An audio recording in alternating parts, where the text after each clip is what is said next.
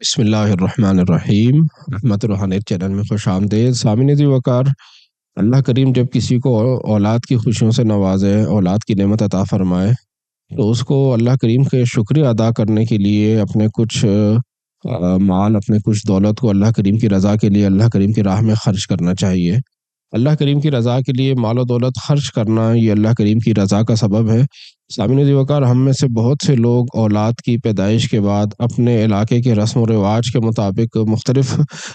خرچے کرتے ہیں، مختلف تقریبات کا انعقاد کرتے ہیں۔ اس میں ہم مختلف ڈشز تیار کرتے ہیں اپنی علاقائی رسم و رواج کے مطابق، لیکن دوسری طرف جو دین متین نے ہمیں آقا کریم علیہ الصلوۃ والسلام کی ایک سنت، ایک طریقہ کار بتایا ہے کہ ہم عقیقہ کریں، اس طرف بہت کم لوگوں کا رجحان جاتا ہے۔ یاد رکھیے، اگر ہم اللہ کریم کی رضا کے لیے آقا کریم علیہ الصلوۃ والسلام کی سنت پر عمل کرنے کے لیے عقیقہ اس نیت سے کریں کہ یہ آقا کریم علیہ الصلوۃ والسلام کا طریقہ ہے، تو اللہ کریم ہمیں اس سنت پر عمل کرنے کا اجر و ثواب بھی عطا فرمائے گا۔ جو عقیقے کے اندر جو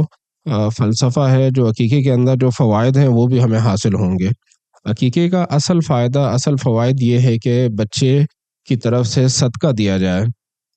اور صدقے کے بارے میں یہ ہے کہ اس سے بلائیں رد ہوتی ہیں۔ تو جب بچے کی طرف سے صدقہ دے دیا جاتا ہے تو بچے سے بہت سی بیماریاں، بہت سی تکالیف وہ دور ہو جاتی ہیں۔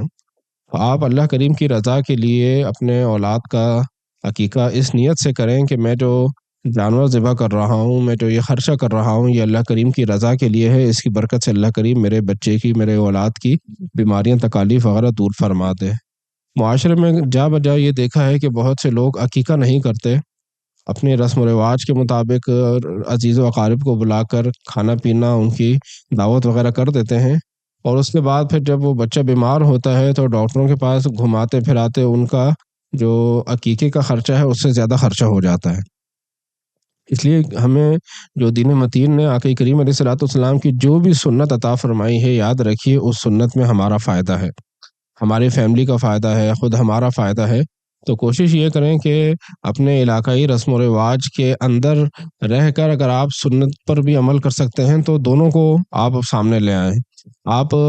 علاقائی رسم و رواج کے مطابق جو دعوت کر رہے ہیں عزیز و اقارب کی، اس میں آقا کریم علیہ الصلوۃ والسلام کی سنت پر عمل کریں۔ آپ اس میں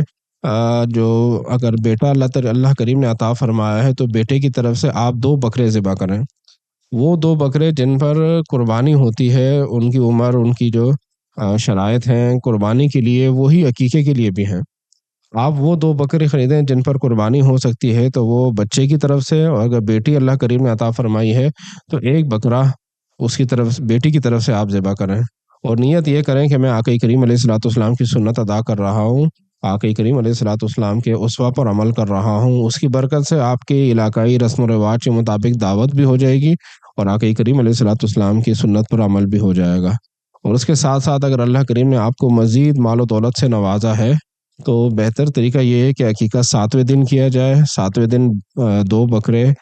2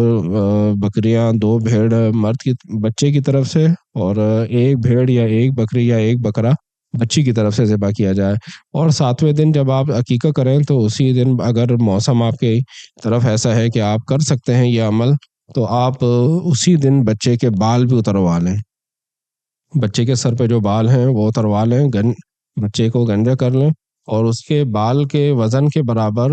چاندی یا سونا، جو آپ کو توفیق ہوتی ہے، جتنے آپ کی حیثیت ہے، اگر آپ کے پاس اللہ کریم کا دیا ہوا بہت کچھ ہے تو آپ سونے کی مقدار کے برابر جو بالوں کا وزن بنتا ہے، اتنا سونا آپ اللہ کریم کی راہ میں اپنے خاندان میں کسی یتیم، کسی بیوہ، کسی ضرورت مند، کسی حاجت مند کو وہ دے دیں۔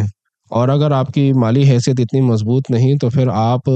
بچے کے بالوں کے برابر چاندی، وہ اللہ کریم کی راہ میں صدقہ کریں، اس کے برابر قیمت جو ہے، چاندی کی جتنی قیمت بنتی ہے اتنا پیسہ کسی عزیز و اقارب میں سے ضرورت مند کو، حاجت مند کو، کسی غریب کو دے دیں، تو یہ بھی آپ کی طرف سے ایک بچے کا حق ادا ہو گیا۔ عقیقے کی ایک صورت یہ بھی ہے کہ آپ جانور کے ساتھ ساتھ بچے کے بالوں کے برابر سونا یا چاندی بھی اللہ کریم کی راہ میں صدقہ کریں،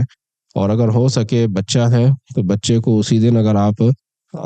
ختنہ بھی کروا سکتے ہیں تو وہ اچھا ہے کہ بچہ جتنی جلدی اس کا ختنہ ہوگا اتنی جلدی اس کے زخم ٹھیک ہونے کا چانس ہوتا ہے۔ جتنی عمر گزرتی جاتی ہے تو پھر زخم پھر ٹائم لیتا ہے، تو اسی وقت اگر آپ کو اجازت دیتا ہے موسم، آپ کے گھریلو حالات، آپ کے جو گھر کے ماحول ہیں، اس میں اگر آپ یہ تمام کام 7ویں دن کر سکتے ہیں تو 7ویں دن عقیقہ کرنا، بال اتروانا اور ختنہ کروانا، یہ تمام اسی ایک دن میں ہو جائے تو اچھی بات ہے۔ بعض اوقات کسی گھر میں بچے اس وقت پیدا ہوتے ہیں، اس وقت بچوں کی پیدائش ہوتی ہے جب بڑی عید قریب ہوتی ہے،